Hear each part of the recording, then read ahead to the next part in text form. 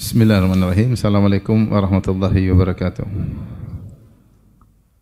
Alhamdulillahi ala ihsani wa syukru lahu ala taufiqihi wa amtinani wa asyhadu an la ilaha illallah wahdahu la syarika lahu ta'ziman li sya'nih wa asyhadu anna Muhammadan abduhu wa rasuluhu da'ila ridwanih. Allahumma salli alaihi wa ala alihi wa ashabihi wa ikhwani. Hadirin dan hadirat, Bapak dan Ibu yang dirahmati Allah Subhanahu wa taala, para wali-wali murid yang dirahmati oleh Allah Subhanahu wa taala. Pada kesempatan kali ini kita akan membahas tentang bahwasanya anak adalah aset yang terbaik, aset buat kita di dunia maupun di akhirat. Tidak lain saya menyampaikan materi ini supaya kita lebih konsentrasi, lebih berjuang lagi dalam mendidik anak. Ya, lebih semangat, lebih berkorban. Karena kita sedang menyiapkan aset yang terbaik buat kita di dunia, terlebih lagi di akhirat. Allah Subhanahu wa taala telah menyebutkan tentang bagaimana ya anak-anak adalah buah hati kita, ya, kasih sayang kita. Makanya Allah mengatakan al-malu wal banuna zinatul hayatid dunya. Sungguhnya harta dan anak-anak adalah perhiasan dunia, ya.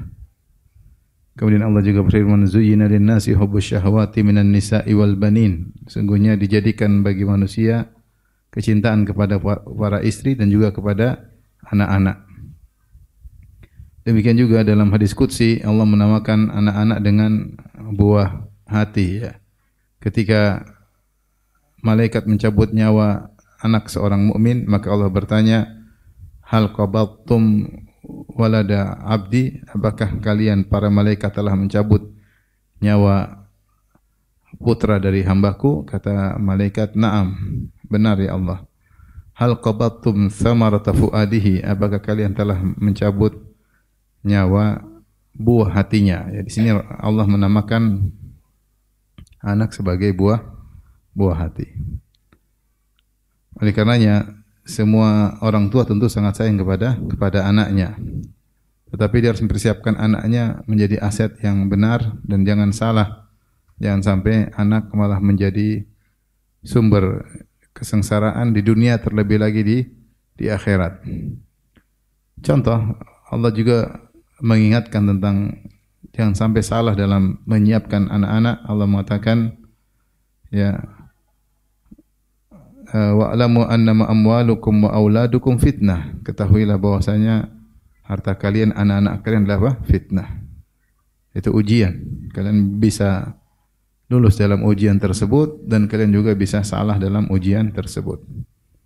Allah juga berfirman, "Ya ayyuhalladzina amanu inna min azwajikum wa auladikum aduwwan lakum fahdharuhum." Wahai orang yang beriman, ketahuilah di antara istri kalian dan anak kalian ada yang menjadi musuh bagi kalian. Maka waspadalah. Maksudnya musuh apa? Maksudnya istri bisa menjauhkan suaminya dari akhirat dan mendekatkan kepada neraka jahanam. Demikian juga anak-anak bisa menjauhkan seseorang dari akhirat, surga, dan mendekatkan kepada neraka jahanam. Makanya ketika Nabi Khadir membunuh seorang anak yang tidak punya salah, maka ditegur oleh Nabi Musa alaihissalam. Maka Nabi Musa berkata, "Aqatalta nafsan zakiyatan bighairi nafsin laqad ji'ta syai'an nukra." Apakah engkau membunuh seorang anak yang suci yang tidak punya kesalahan membunuh anak lain? Sungguh engkau telah melakukan perbuatan yang mungkar. Maka akhirnya Nabi Khadir menjelaskan, "Wa ammal gulamu fakana abawahu mu'minaini fakhashina ayyurhiqahuma tughyanan wa kufra." Adapun anak tadi yang mati, ya, sungguhnya kedua orang tuanya adalah dua orang tua yang mukmin. Ya. Fakana wa amal gulamu fakana abawahu mu'min fakhashina ayyurhiqahuma tughyanan wa kufra. Maka kami khawatir ini anak kalau sudah gede terlalu dicintai oleh kedua orang tuanya, maka ini anak bisa menjerumuskan kedua orang tuanya dalam perbuatan dosa, tughyan itu kezaliman atau dosa, wa kufra bahkan bisa menjerumuskan dalam kekufuran. Fa aradna ayyubdilahuma rabbuhuma khairan minhu zakata wa aqraba ruhma. Maka kami berharap Allah menggantikan bagi mereka anak yang lain yang lebih saleh, ya, zakatan wa aqraba ruhma, dan lebih sayang kepada mereka berdua. Ini dalil bahwasanya anak bisa menjerumuskan kedua orang tua dalam dosa dan kemaksiatan, bahkan kekufuran. Oleh karenanya Rasulullah SAW pernah bersabda, al-waladu majbanatun mabkhalatun mahzanatun. Kata Nabi SAW, anak-anak itu bisa majbanah, membuat seorang akhirnya jadi penakut, tidak berani berjihad misalnya, ya. Dan juga karena mikir anak-anak, dibikin juga mabkhalatun, membuat orang tua menjadi pelit karena terlalu banyak mikir anak. Anak harus disiapkan investasi buat dia lah, siapkan rumahnya lah, sehingga orang tua jadi pelit. Mahzanatun, dan juga bisa membuat kesedihan dan berlarut-larut, ya. Misalnya seorang wanita gara-gara anaknya meninggal, maka dia pun melakukan niyaha, kesedihan yang tiada berhenti, menunjukkan bahwasanya anak-anak ini kalau tidak disiapkan dengan benar juga sumber malapetaka. Oleh karenanya seorang yang beriman berusaha menjadikan anak-anaknya sebagai aset yang terbaik, sumber kebahagiaan di dunia dan juga sumber kebahagiaan di akhirat. Baik. Saya katakan anak-anak merupakan aset yang terbaik karena dia adalah sumber kebahagiaan, sumber kegembiraan, dan juga sumber pahala di dunia maupun di akhirat. Kita punya anak yang soleh, kita bahagia, senang. Anak soleh, nurut, disuruh nurut, ya. Kita disuruh sama dia, kita kasih banyak amanah, tugas dia kerjakan dengan amanah, ya. Bahkan kita bisa mendengar nasihat darinya, ya. Diskusi kemudian kasih masukan. Menurut saya begini, B, bagaimana kalau Abi begini? Masya Allah, itu nikmat luar biasa, ya. Kita amanahkan dia untuk melakukan hal-hal yang perlu diamanahi, ya. Itu kenikmatan luar biasa. Kita anak-anak, ya, saya enggak bilang anak-anak kadang anak-anak berkelahi aja kita sudah bahagia. Anak-anak berkelahi, satu ambil mainan adiknya, satu ngelapor pada bapaknya, B, kakak ngambilin. Anak-anak itu aja kita udah bahagia. Apalagi kalau mereka akur. Saling saling membuli di antara mereka, ya. Bulian anak-anak kakak adik, ya. Masalah anak sumber Sumber kebahagiaan, ya. Kita udah punya anak besar-besar, punya anak lagi kecil, bahagia lagi. Ya, jadi anak-anak itu memang sumber kebahagiaan. Terus sumber pahala, dan ini juga dalilnya sangat banyak bahwasanya anak adalah sumber pahala. Baik, saya akan jelaskan tentang poin-poin bahwasanya anak adalah aset dari beberapa sisi. Yang pertama, anak-anak sumber pahala di dunia, ya. Di antaranya seseorang bisa mendapat pahala banyak gara-gara ngurusi anak. Yang pertama, ketika dia masih jomblo, kemudian dia mencari istri, dia niatkan cari istri soleha supaya bisa mendidik anaknya nanti. Makanya dikatakan oleh sebagian ulama, min haqqil walad ala walidihi ikhtiyar al-um as-salihah. Di antara hak seorang anak terhadap bapaknya, anaknya belum lahir nih, belum ada di alam nyata, belum ada, adalah bapaknya memilih ibu yang baik, yaitu memilih istri yang soleha. Maka sejak awal kita sudah terlanjur, ya sudah, ya, maksudnya. Yang jomblo nih, sudah terlanjur, ya sudah, sudah terlanjur, ya. Udahlah. Tinggal berusaha disolehkan lagi, ya. Kita berusaha mensolehkan diri, kita berusaha mensolehkan istri kita dengan berdoa kepada Allah Subhanahu wa taala. Tapi maksud saya, ketika seorang mencari istri, dia niatkan untuk mencari istri yang soleha yang bisa mendidik anaknya nanti. Maka sejak itu dia sudah dapat pahala. Karena dia memilih istri dengan pertimbangan supaya bisa mendidik anak yang soleh. Dapat pahala enggak dia? Anak belum ada, kita dapat pahala. Anak belum ada, kita sudah dapat pahala. Rasulullah juga bersabda, tazawwajul wadudal walud, fa inni mukatsirun bikumul umama yaumal qiyamah. Nikahilah wanita yang penyubur dan wanita yang penyayang, yang mencintai dan subur. Kenapa?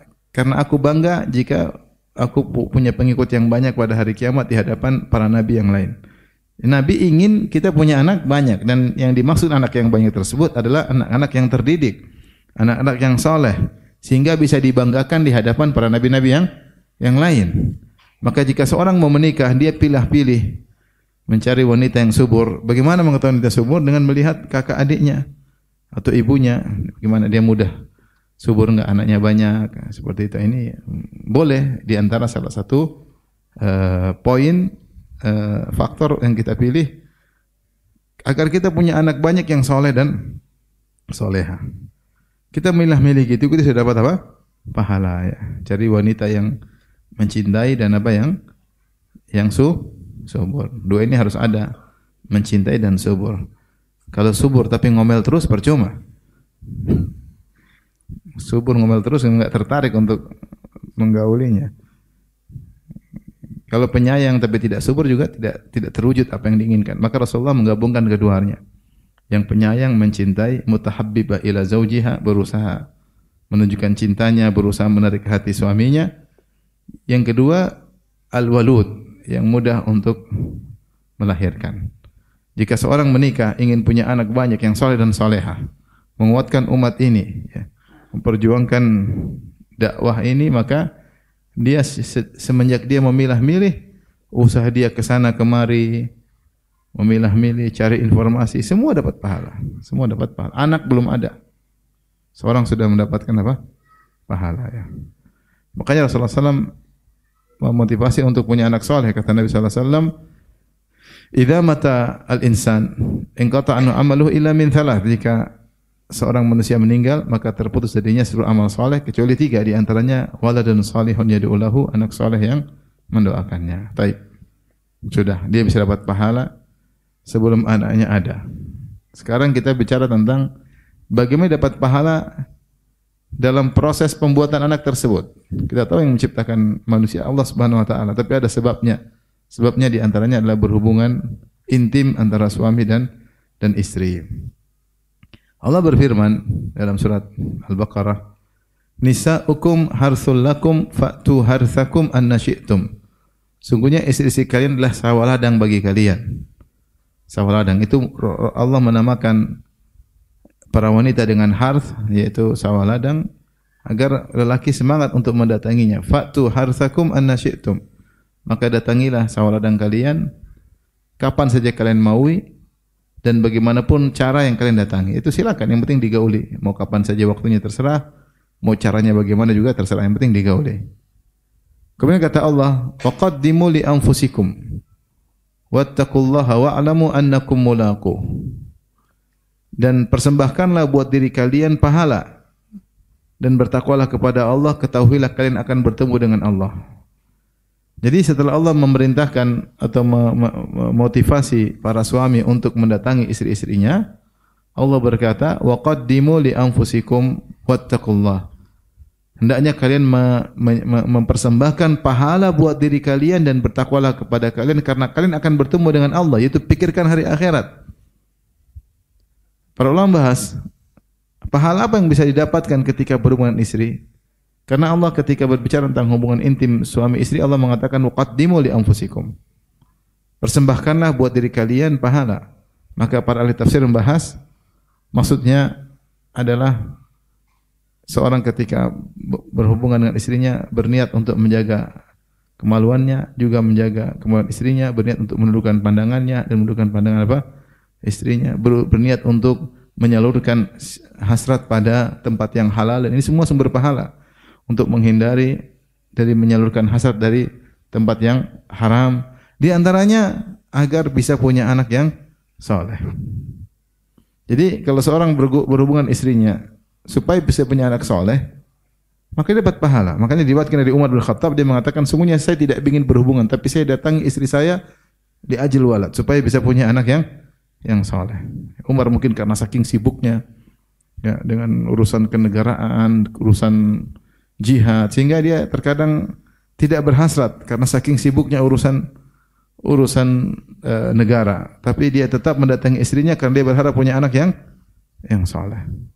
Maka di antara cara kita dapat pahala, anak kita belum ada, dengan berniat agar anak kita nanti anak saleh, yaitu kita datangi istri kita Kita gauli istri kita dengan niat untuk mendapatkan anak soleh. Makanya ketika berhubungan kita berdoa, Allahumma jannibna syaitan wa jannibi syaitana ma razaqtana. Yang artinya Allah jauhkanlah kami dari syaitan, yaitu jauhkan aku dan istriku dari syaitan ketika kami berhubungan, dan jauhkanlah syaitan dari rizki yang kau berikan kepada kami, itu dari anak yang kau anugerahkan kepada kami.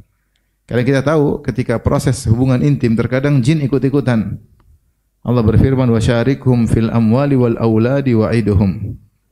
Kata Allah, silakan kau iblis ikut serta dalam harta mereka dan dalam anak-anak mereka. Maksudnya di antara tafsiran yaitu ketika seorang laki menggauli istrinya, terkadang jin bisa ikut berlezat-lezat.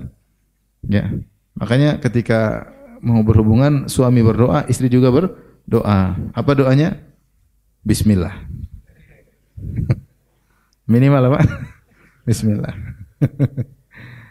Dulu saya punya kawan di pondok. Saya sudah nikah dulu. Terus dia mau nikah. Saya lupa dia dulu nikah lu. Saya lupa ya. Sama di pondok pokoknya.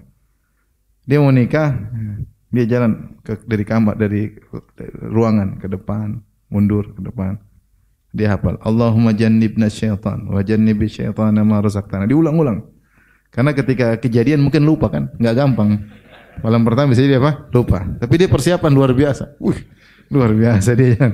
Allahumma jannibna syaitan wa jannibi syaitana razaqtana. Terus berulang-ulang. Kita dari luar, masya Allah. Mungkin saya belum nikah gitu. Saya belum nikah, dia di luar. Karena saya waktu sudah nikah, saya sudah tidak di pondok. Ini contoh persiapan ya. Nah, ketika kita berdoa, ketika berhubungan istri, kita berdoa supaya anak kita anak yang saleh. Karena Nabi SAW mengatakan, in yuqaddar lahu fi dzalika waladun lam yadurruhu asyaitan abadan, atau kama qala Nabi SAW. Kalau ditakdirkan dalam hubungan intim tersebut ada seorang anak, maka syaitan tidak akan bisa memberi mudarat kepada anak ini. Tapi apa maksudnya? Syaitan tidak akan bisa memberi mudarat kepada anak ini. Kata para ulama, maksudnya bukan berarti dia jadi maksum, tidak pernah berdosa, enggak. Karena yang maksum cuma para nabi. Tapi maksudnya anak ini intinya akan jadi anak soleh. Mau bagaimana masalahnya, mau nakal dulu, mau baik terus nakal baik lagi. Pokoknya intinya dia akan jadi anak apa? Soleh. Maka doa ini sangat penting karena Nabi telah menjanjikan siapa yang baca doa tersebut, kemudian dalam hubungan intim tersebut dapat anak, maka niscaya anak itu tidak akan diberi mudarat oleh apa? Syaitan. Yang jadi masalah kita baca doa tersebut ternyata tidak hamil. Pas lagi berhubungan tidak baca doa, hamil. Itu masalah. Makanya jangan sampai lupa baca doa ya. Kalau perlu pasang alarm atau apa ya, intinya jangan lupa doa tersebut. Doa ini sangat penting. Saya ceritain kisah, menakjubkan ya, kisah ini ada seorang saya kenal dia, ya pernah ketemu juga. Jadi bukan dia yang cerita, tapi kawannya cerita ke saya ya. Jadi dia sekeluarga tinggal di Mekah. Kakak-kakaknya hafiz Quran, adiknya yang paling kecil nakal luar biasa. Semua dia lakukan, narkoba lah, inilah, anulah, semua. Sampai orang-orang kayaknya sudah kecewa sama dia atau putus asa dari dia. Tapi subhanallah kemudian dia mau kerja, dia enggak mau ilmu agama, dia kerja ke London apa kemana, ke Eropa atau ke Inggris saya lupa. Sampai di sana ternyata dia dapat hidayah malah di sana. Malah ketemu orang mungkin yang ngaji, dia mulai ini sampai akhirnya dia jadi orang alim, sampai dia berdakwah, sampai ratusan orang masuk Islam gara-gara dia. Tapi ibunya tidak pernah putus berdoa untuknya ya. Maka pokoknya kalau kita berdoa, lihat anak kita, yang penting saya dulu berdoa. Insyaallah husnuzan, anak ini suatu saat akan apa? Akan menjadi anak saleh. Ada seorang ya, seorang ulama ya. Saya pernah duduk sama orang orang awam, saya lagi cuci mobil di Madinah sama orang awam. Terus orang itu udah tua. Dia bilang, "Kamu kenal Syekh Fulan?" Saya bilang, "Iya, kenal." Itu Syekh itu dulu waktu masih kecil, nakalnya luar biasa. Waktu masih remaja. Kok bisa? Bapak saya bilang, "Kamu boleh main sama siapa aja kecuali sama orang ini, jangan." Bayangkan. Kamu boleh main sama pemuda siapa saja kecuali sama anak ini. Tidak boleh. Sekarang jadi ulama besar. Maksudnya Pokoknya kalau kita tempuhi sebab-sebab jangan pernah putus asa. Di antaranya ketika berhubungan dengan istri, jangan lupa berdoa dengan doa tersebut. Ayo diulang, hafal. Allahumma jannibna syaitan. Bismillah dulu, bismillah. Bismillah. Allahumma jannibna syaitan wa jannibna syaitan ma razaqtana. Allahumma jannibna syaitan. Ulang. Allahumma jannibna syaitana wa jannibis syaitan ma razaqtana. Coba berdiri. Kelihatannya sepele tapi subhanallah berkah. Rasulullah yang menjamin syaitan tidak akan bisa beri mudarat kepada dia. Ulama mengatakan intinya dia akan ujungnya akan menjadi anak yang soleh. Bisa soleh terus-terusan, bisa melalui beberapa tahapan, mungkin nakal sedikit tapi balik lagi. Ini semua dalil bahwasanya anak belum ada saja kita sudah dapat pahala gara-gara si anak tersebut. Gara-gara si anak tersebut karena kita niat untuk punya anak yang saleh. Maka ini adalah aset, dia belum ada sudah merupakan aset pahala bagi kita. Kemudian setelah dia ada, kita melakukan banyak ibadah terkait dengan sang anak. Di antaranya kita akikahkan. Pahala enggak itu? Pahala. Kita biayai kehidupannya, kita mendidiknya. Makanya infak yang kita keluarkan buat anak itu pahala lebih besar daripada infak-infak yang sunnah. Kata Nabi sallallahu alaihi wasallam, dinarun anfaqtahu fi sabilillah wa dinarun anfaqtahu fi raqabah wa dinarun tasaddaqta bihi ala miskin wa dinarun anfaqtahu fi ahlik a'zamuhu ajran alladhi anfaqtahu ala ahlik. Kata Nabi sallallahu alaihi wasallam, sekeping dinar yang kau infakkan untuk fisabilillah, untuk jihad, sekeping dinar itu adalah 4/4 gram emas. Sekeping dinar yang kau infakkan untuk memerdekakan budak, sekeping dinar yang kau infakkan untuk fakir miskin, dan sekeping dinar yang kau infakkan untuk keluargamu, itu anak istri, yang lebih besar pahalanya adalah yang kau infakkan untuk keluargamu. Infak buat anak-anak adalah pahalanya besar. Makanya ketika dalam hadis marra bin Nabi sallallahu alaihi wasallam rajulun fa ra'ahu ashabuhu min jaladihi wa nasyatihi. Ketika ada seorang laki lewat di hadapan Nabi, para sahabat lihat pemuda ini semangat, jalatu sabar, orangnya kuat, nasyat, gesit, orangnya gesit kuat. Maka sahabat kasih ide, kata para sahabat, lau ja'ala dzalika fi sabilillah. Seandainya pemuda ini yang kuat, gesit, menggunakan atau mengoptimalkan kegesitannya dan kekuatannya untuk berjihad fi sabilillah daripada dia keluar cari kerja, cari nafkah. Ini ide para sahabat karena melihat orang ini mungkin gesit dan kuat. Maka Rasulullah SAW memberi faedah tambahan kepada para sahabat. Kata Nabi SAW, "Lau kharaja yas'a." Orang ini kalau dia keluar cari nafkah, ala waladihi sigaran, dalam rangka untuk mengurusi anak-anaknya masih kecil, fa huwa fi sabilillah. Sesungguhnya dia sedang fi sabilillah. Dia sedang berjihad. Kenapa? Dia mencari nafkah untuk ngurus anak-anaknya yang masih apa? Kecil. In kana kharaja yas'a ala abawaihi kabiraini, ya. Kalau dia keluar bekerja untuk mengayomi kedua orang tua yang sudah tua, fa huwa fi sabilillah, maka dia di jalan Allah. In kana kharaja yas'a liyu'iffa nafsahu, kalau dia bekerja keluar kerja cari nafkah untuk agar dia tidak minta-minta sama orang, menjaga harga dirinya, fa huwa fi sabilillah, maka dia fi sabilillah.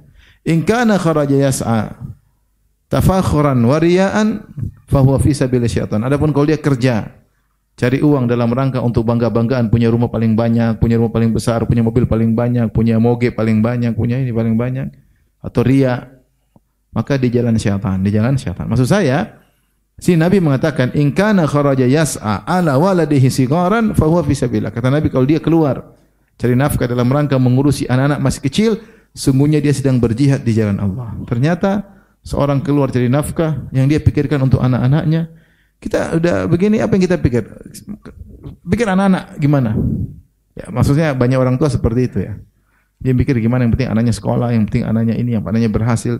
Kalau ada sawah dia jual supaya untuk biaya apa? Anak-anaknya. Ya. Kalau perlu apapun, yang penting anaknya senang. Banyak orang seperti itu. Tapi dia harus niatkan karena Allah. Niatkan karena Allah sehingga semua yang dia keluarkan itu benar-benar infak yang sangat bernilai. Maka jangan pernah ragu kita berinfak untuk anak-anak. Tentunya dengan segala pertimbangan dan perhitungan, bukan boros juga, tidak. Tapi kalau selama itu untuk keperluan anak-anak, untuk sekolahnya, untuk SPP-nya, untuk beli bukunya, untuk manggil guru ngaji, ya, untuk pendidikannya, maka itu infak yang dikeluarkan pada tempatnya. Tidak usah pernah menyesal. Jangan pernah menyesal. Itu benar. Uang sudah kita keluarkan pada tempatnya. Kita nyaman. Tapi kalau kita tidak karena Allah, ini sedikit-sedikit lagi SPP, sedikit SPP, uang naik kelas aja bayar lagi. Apalagi sebagian sekolah, Allah musta'an, duit melulu. Ya, sudah daftar masuk bayar, terus SPP bulanan, terus naik kelas apa bayar? Infak naik kelas lah. Harusnya kan naik kelas dapat hadiah, ini malah suruh bayar. Kalau kita enggak karena Allah, kita pening. Tapi kita bilang ya ini semua karena Allah. Insya Allah saya infak pada tempatnya. Bahkan Nabi menamakan jihad fi sabilillah. Maka ketika anak masih hidup, terlalu banyak sumber pahala yang bisa kita dapatkan dari anak-anak tersebut. Belum kita memeluknya, belum kita menciumnya. Ya, ketika ada Aqra' bin Habis, dia mengatakan, innali asyrah aulad lam uqabbil ahadan minhum, kama qala. Kata dia, saya punya anak 10 orang, saya tidak pernah cium salah satu di antara mereka. Kata Nabi, man la yarham la yurham. Siapa yang tidak mencintai, tidak merahmati, tidak dirahmati oleh Allah.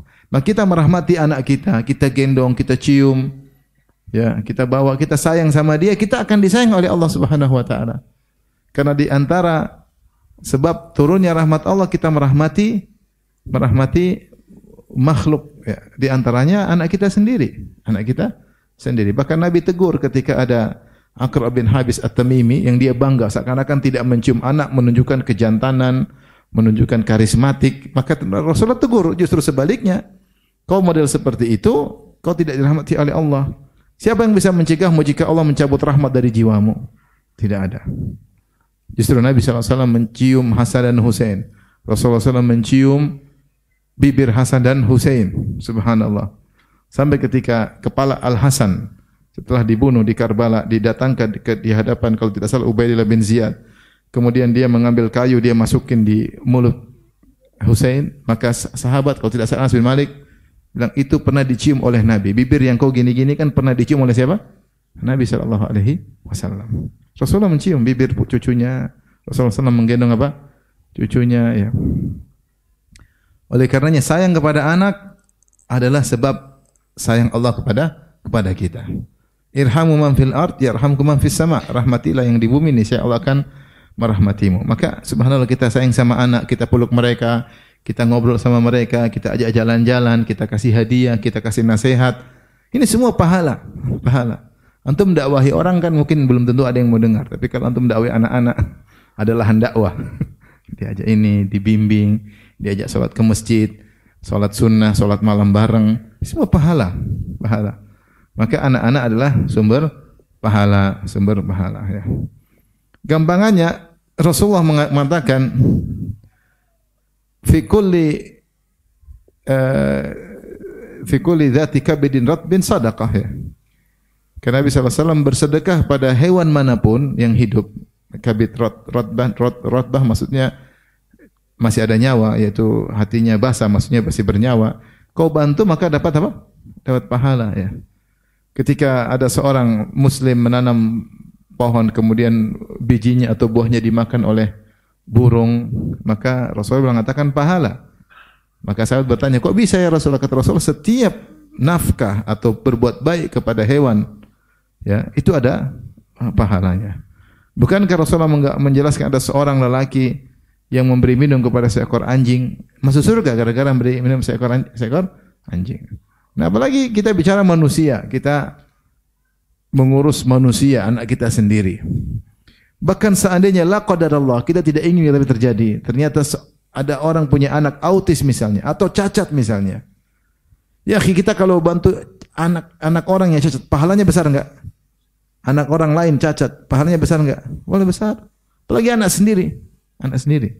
Ada beberapa orang datang pada saya autis, anaknya lagi autis lagi. Saya bilang subhanallah, mungkin Allah ingin kebaikan lewat bagimu lewat dua anak ini ya. Maksudnya pahala tiap hari mengalir sehingga dia benar-benar, saya lihat dia ngerawat anaknya dengan penuh-penuh kasih sayang. Dengan penuh kasih sayang, benar-benar dirawat, tidak ada kedongkolan sama sekali. Bagaimana tidak Allah merahmatinya? Allah akan beri dia rahmat yang besar.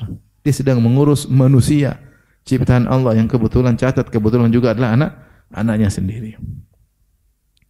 Kalau mengurus anak yatim aja pahala, apalagi anak yang seperti tidak bisa apa-apa. Artinya anak bagaimanapun kondisinya, dia merupakan sumber pahala, sumber pahala. Dan bukankah ya, mengurus anak adalah silaturahmi? Ya, kita tidak boleh putuskan silaturahmi dengan ibu kita, dengan kakek kita, kakak kita, adik kita, termasuk anak kita. Ini rahim kita, rahim secara langsung. Maka ngurus anak itu merupakan sumber pahala yang sangat banyak, yang sangat banyak.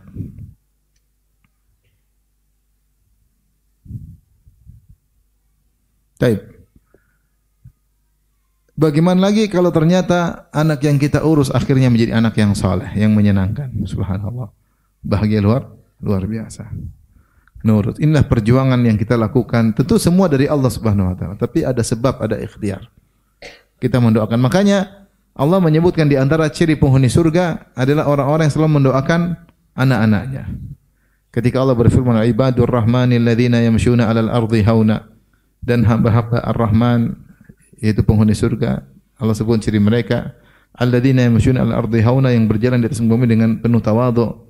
Wa idza khatabahumul jahiluna qalu salam. Dan sampai Allah berfirman, walladzina yaquluna rabbana hab lana min azwajina wa dhurriyyatina qurrata a'yun waj'alna lil muttaqina imama.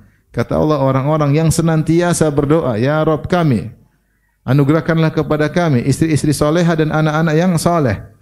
Waj'alna lil muttaqina imama, jadikanlah kami pemimpin bagi orang bertakwa, jadikanlah kami teladan bagi orang bertakwa. Allah menyebutkan dalam ciri-ciri penghuni surga ini ibadur rahman dengan lafal walladzina yaqulun, dan orang-orang yang senantiasa berdoa. Yaqulun fi'il mudhari'. Fi'il mudhari' kalau bahasa Inggris apa? Present tense ya. Bukan past. Past sudah berlalu, fi'il madhi. Ini masih terus berjalan continue ya. Apa? Continuous tense ya, enggak tahu bahasa Inggris. Intinya menunjukkan kesinambungan, Jadi sifat penghuni surga senantiasa mendoakan istri dan anaknya. Bapak-bapak sering doain istri enggak? Jangan-jangan enggak pernah. Udah bosan sama istri? Enggak boleh. Ciri penghuni surga itu sering mendoakan apa? Istri. Istri yang berjuang, mau dia baik atau enggak baik, doain. Kalau dia enggak baik, doakan supaya baik. Kalau dia enggak soleha, supaya soleh. Kalau belum dapat hidayah, supaya dapat apa? Hidayah. Sering mendoakan istri itu ciri penghuni surga. Di antaranya sering mendoakan apa? Anak. Maka kita bisa mengukur diri kita sejauh mana. Apa kita sering mendoakan anak istri? Kalau enggak berarti ada yang kurang. Bangun malam cuma ya Allah lunaskan hutang-hutangku, itu aja doanya. Lunaskan hutang-hutang. Yang ada aset istri anak tidak didoain ya. Doain istri dan doain apa? Anak. Itu ciri penghuni surga. Ya, makanya di antara ikhtiar kita agar punya anak soleh, kita sering doakan. Nah, kalau ternyata anak tersebut menjadi anak soleh, itu bahagia luar biasa. Sebagian orang menderita, dia punya harta banyak, anaknya tidak soleh. Penderitaan luar biasa. Saya sudah sering cerita, saya pernah naik pesawat suatu kota dengan orang Chinese ya. Saya ngobrol. Dia inilah punya kekayaan ini, punya properti. Saya bilang, "Gimana sekarang?" Dia jujur, dia bilang dia bukan orang Islam. Dia bilang, "Satu sekarang saya sesalkan," kata dia. "Anak-anak saya jauh dari saya. Saya sudah biayai semuanya, saya totalitas jauh dari saya. Tidak ada telepon saya, enggak ada kunjungi saya. Anaknya kaya, dia juga kaya, tapi apa percuma kekayaan tidak ada anak-anak? Penderitaan. Di rumah sederhana, anak-anak datang tiap hari, mijit-mijit, ngobrol. bawain pisang goreng, enggak harus pizza, pisang goreng juga oke. Yang penting datang. Bahagia di situ, bahagia sederhana. Lihatlah bagaimana di luar negeri sana, di Eropa, betapa banyak orang-orang tua hidup dengan anjing. Tidak ada anak-anaknya, anak-anaknya tidak ada yang tengok dia. Bahkan kalau ada yang sakit, anaknya pesan. Ini kenyataan, saya 2 kali dapat, saya di dua negeri kafir saya pernah kunjungi, kasusnya sama karena kebetulan perawatnya orang-orang Islam. Mereka cerita sama saya, heran Ustaz, 2 negara yang berbeda. Ustaz, heran di sini kalau ada orang tua sakit, anaknya bilang, nanti kalau mati telepon saya. Kalau mati baru telepon, kalau belum mati jangan telepon. Sehingga mereka terkadang bikin film yang indah-indah, bagaimana mengunjungi orang, belum tentu dilaksanakan oleh mereka, paham? Dan banyak meninggal di rumah sudah berapa hari, 2 hari, 3 hari baru ketahuan, atau seminggu, 2 minggu. Kenapa? Enggak ada yang pernah kunjungi, enggak ada yang pernah telepon. Kalau telepon, loh, ibu kok enggak angkat-angkat? Kan orang khawatir. Tapi enggak pernah diteleponin, mati begitu aja. Penderitaan luar biasa. Satu lagi, ada saya punya kerabat kebetulan jadi perawat di negara bule-bule lah ya intinya. Dia bilang suatu hari ada orang sakit, anaknya pesan, nanti kalau udah meninggal telepon saya. Pas lagi sekarat saya telepon dia. Ini bapak kamu gini, dimarahin. Saya kan udah bilang kalau meninggal baru telepon. Subhanallah. Kalau meninggal baru telepon. Akhirnya udah tua, bawanya anjing. Coba antum lihat kemana-mana bawa apa? Anjing. Ngobrol sama anjing, mana aja. Tapi kalau orang Islam, jalan, lihat. Cucunya dia, doyong dia, anaknya rame-rame. Mungkin duit nggak ada, nggak apa-apa. Tapi yang penting kebersamaan, ya nggak? Apalagi kebersamaan dan duitnya banyak. Maksudnya, subhanallah.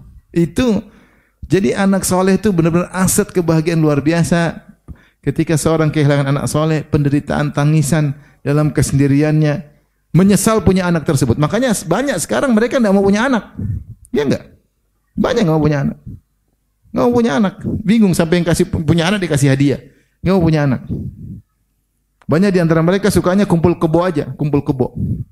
Kumpul kebo, daftar di ketua RT mereka, saya punya kebo baru. Nanti kebo udah ganti kebo baru, lapor lagi. Seperti itu. Mempunyai anak itu susah, biaya, ngurus. Nanti kalau udah besar belum tentu berbakti.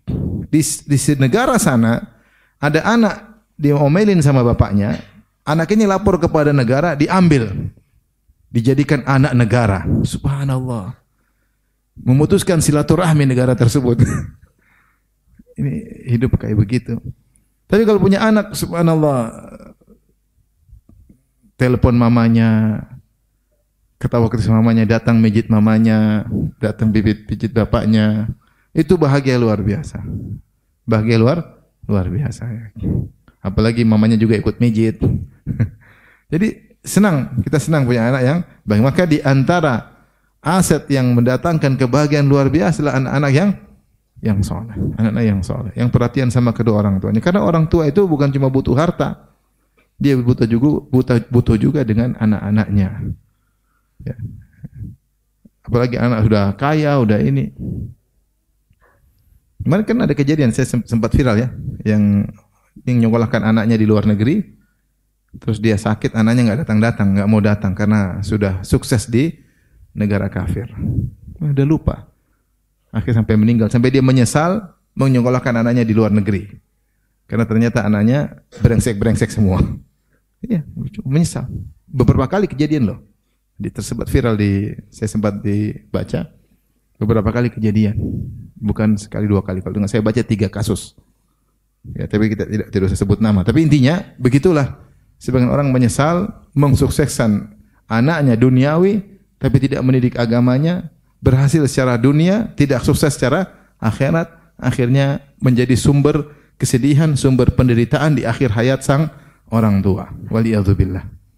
Oleh karenanya seorang berusaha, berjuang, didik anak-anak, mendoakan ketika anak-anak menjadi anak soleh, maka itulah sumber kebahagiaan bagi orang tua di dunia.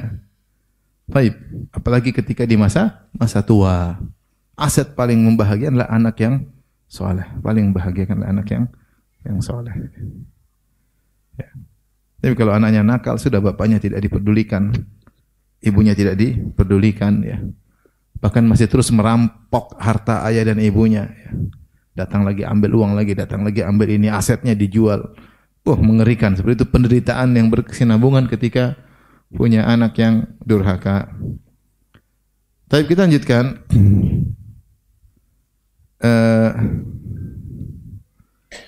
Bagaimana anak menjadi aset bagi kita setelah kita meninggal dunia. Anak ini aset luar biasa. Aset luar biasa setelah kita meninggal dunia. Karena ketika berpindah dari alam dunia ke alam akhirat, kita sudah tidak butuh dunia lagi. Yang kita butuh adalah pahala. Kita sudah tidak bisa beramal soleh lagi. Udah enggak bisa salat lagi, udah enggak bisa berdoa lagi, udah enggak bisa puasa lagi, enggak bisa. Maka kita butuh kebaikan orang lain yang bisa menambah pahala kita di akhirat. Dan di antara aset terbaik yang buat kita berpahala jalan terus adalah anak-anak. Makanya Rasulullah ketika menyebutkan tentang amal soleh yang masih terus berlanjut dalam sabdanya, "Idza mata al-insan inqata anhu amaluhu." Jika telah meninggal seorang manusia, terputus seluruh amalnya. Illa min thalath, kecuali ada tiga perkara. Rasulullah menyebutkan sedekatun jariyah, sedekah jariyah. Alhamdulillah yang punya sedekah jariyah. Yang kedua, ilmu yang tafa'u bi ilmu bermanfaat, yaitu ustaz, dai yang menulis buku, yang mengajarkan. Yang ketiga, waladun salihun yad'u lahu, anak saleh yang mendoakannya. Rasulullah tidak bilang istri soleha, Rasulullah tidak bilang teman yang baik, Rasulullah tidak mengatakan orang tua yang baik. Tidak. Kenapa? Karena semua itu cepat selesai. Orang tua biasanya duluan meninggal daripada kita, ya tidak? Orang tua kita sayang sama kita, tapi dia duluan meninggal dari kita biasanya. Istri pun demikian. Mungkin kita meninggal, istri kita tidak lama kemudian menyusul. Umur dia tidak panjang biasanya. Kalau dia nikah lagi, selesai urusan sudah. Kita meninggal, dia nikah lagi, ya, mungkin dia sudah lupa sama kita, ya. Ya. Terkadang kita masih hidup, dia tidak setia. Apalagi suami. Istri saja masih hidup, dia sudah kawin lagi ternyata. Apalagi sudah mati, mungkin dia kawin lagi. Doain istri belum tentu. Apakah semua suami doakan istrinya? Belum tentu. Belum tentu. Suami yang soleh mendoakan apa? Istrinya, tapi belum tentu. Itu pun kalau dia doakan, sebentar lagi dia nyusul. Tapi yang aset lama, anak soleh. Anak soleh. Saya kasih gambaran sama Bapak. Kita udah meninggal, anak kita doain kita. Kita meninggal, anak kita mungkin meninggal 40 tahun lagi. Anak kita. Kalau anak kita baik, dia menikah, dia punya anak lagi, cucu kita. Dia bilang jangan lupa doain kakek. Iya enggak? Kakek dulu begini, kakek begini. Betapa sering kita ceritakan kebaikan orang tua kita kepada anak kita. Nenek dulu begini, mbah dulu begini. Sehingga dia terpacu untuk mendoakan orang tua kita. Kalau anak kita soleh, dia suruh cucunya apa? Doain kakek dulu gini. Sehingga berkesinambungan. Sehingga dalam puluhan tahun, bisa jadi ratusan tahun terus kita didoakan. Ketika kita diberi taufik oleh Allah punya anak yang soleh. Makanya Rasulullah mengatakan amal yang tidak terputus anak soleh. Karena dia lama. Kalau orang tua, istri sebentar. Atau suami sebentar. Tapi anak ini lama. Maka ini aset yang luar biasa. Kita dalam alam barzah apa yang kita butuhkan? Kita butuhkan doa. Kita butuhkan doa. Kemudian di antaranya para ulama menyebutkan jika seorang anak soleh, kesolehannya di antaranya sebab karena usaha kita, ya. Kita yang panggilkan guru ngaji, kita yang masukkan ke pondok, kita yang bayarkan, kita yang mengkontrol, kita yang mutabaah, kita yang mengawasi. Meskipun yang ngajar ustaz-ustaz, tapi kita dari sebabnya. Maka anak itu soleh gara-gara kita, maka seluruh pahala dia kalau dia beramal soleh lari sama kita. Dia ngaji, kita dapat pahala. Dia sholat, kita dapat pahala. Dia umroh, kita dapat pahala. Dia berbuat baik, kita dapat pahala. Dia berkata jujur, kita dapat pahala. Maka ini aset luar biasa. Bayangkan antum punya anak 4 misalnya. Semua anak soleh. Semua antum yang didik.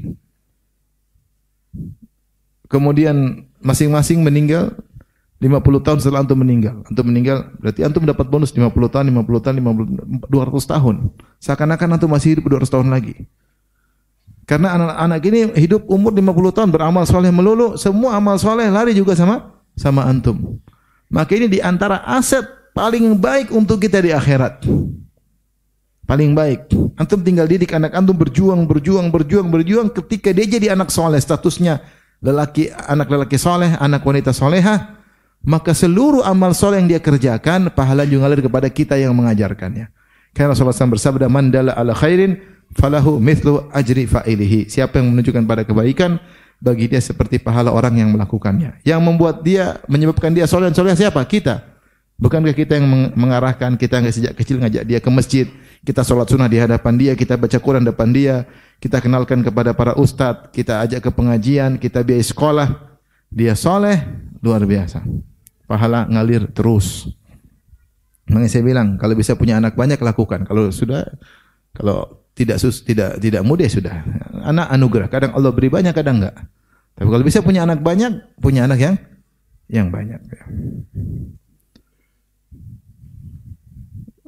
Di Saudi menakjubkan. Kalau dengar cerita menakjubkan. Saya pernah diundang makan, teman saya laki-laki saja 24 bersaudara. Laki-laki saya berapa? 24? Subhanallah. Makan tuh undang makan kayak pesta. Padahal mereka sendiri enggak ada orang lain. Rame. Kambing guling semua. Masya Allah. Kambingnya benar diberikan. Saya baru kali makan kambing besar, ditaruh di tempayan dalam bukan terbalik, dalam kondisi berdiri kambingnya itu. Luar biasa. Saya mau potong juga ragu-ragu. 24 orang laki-laki semua. Jadi besar sampai apa? Kecil. Luar biasa. Banyak-banyak. Ada cerita seorang punya anak 65 orang perempuan semua. Dia ceritanya seorang lelaki, dia anak laki-laki, salah satunya bapaknya, dan dia pingin agar punya anak laki-laki. Karena dia satu-satunya laki-laki dari bapaknya, dia pingin nasabnya masih bersambung. Ternyata dia nikah, anaknya perempuan. Nikah lagi, sampai nikah, anaknya semua 65 perempuan. Anak banyak sekali. Jangan tanya. Ada kemarin juga saya ketemu orang di Indonesia.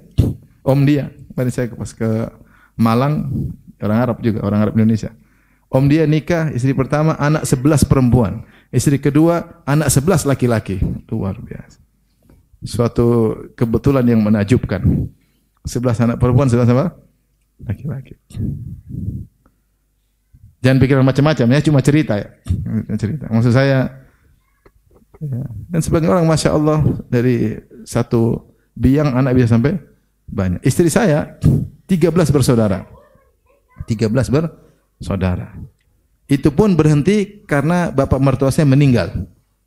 Kecelakaan pesawat sehingga ibu mertua tidak punya anak lagi. Tapi seandainya bapak mertua masih hidup mungkin bisa 25. Saya punya kawan, ini cerita aja. Saya punya kawan umur 38 tahun. Umur berapa? Anaknya 23. Orang Indonesia, asli Indonesia. Salah satu keajaiban dunia saya bilang. Bener. Saya ketemu, dia kirim video lagi anak kasih makan. Anak banyak sekali kayak anak yayasan. Anak dia semua. Umur 38, anak 23. Allahu Akbar. Saya langsung kerdil rasanya di depan dia. Jadi kalau anak soleh semua, Masya Allah, bisa bikin kerajaan dinasti.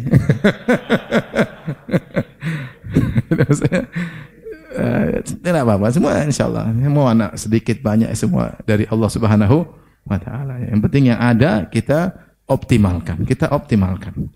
Ya. Ini anak semua kalau beramal soleh kita yang didik, pahala ngalir terus. Kita sudah meninggal, pahala jalan terus. Di alam barzah jadi taman surga di alam barzah. Kenapa? Anak-anak semua beramal soleh. Baik. Bagaimana lagi di akhirat? Di akhirat Rasulullah bersabda, "Innar rajula la turfa'u darajatu fil jannah." Ada seorang di surga ditinggikan lagi derajatnya. Dia berkata, "Anna li hadza?" Kok bisa? Dia tahu amal dia cuma sedikit. Kenapa? Ternyata di surga dia dinaikkan lagi. Maka dikatakan kepadanya, "Bistighfari waladika laka." Karena anakmu sering beristighfar buat kamu. Semasa engkau sudah meninggal, dia masih hidup, dia senantiasa doakan istighfar buat kamu. Maka jangan lupa pesanin anak-anak. Anak-anak itu kita dikte. Udah doain abi enggak? Apa doanya? Rabbi gufirli wali walidayya warhamhum. Tanyain sama mereka. Tadi sujud doa enggak abi? Doain umi enggak? Kamu enggak sayang abi sama umi? Digituin sehingga dia terbiasa. Dia terbiasa. Doain abi dan umi enggak? Sehingga terbiasa. Kita talqin, kita dikte sehingga dia terbiasa. Saya pernah doa, kebetulan saya nangis waktu itu. Anak saya ngelihat. Abi doain siapa sih? Doain kamu lah katanya. Doain kamu. Ya dia tahu bahwasanya abinya sayang sama dia. Ini dia juga insya Allah balas. Dia juga doain apa orang tuanya. Anak-anak perlu didikte, diajar, ditalkin, suruh praktek. Seperti itu. Jadi seorang di surga bisa terangkat derajatnya gara-gara doa anaknya. Baik. Apalagi manfaat aset anak-anak? Rasulullah menyatakan, "Man ubtuliya bi syai'in min haula'il banat, fa sabara 'alaihinna wa kasahunna," ya.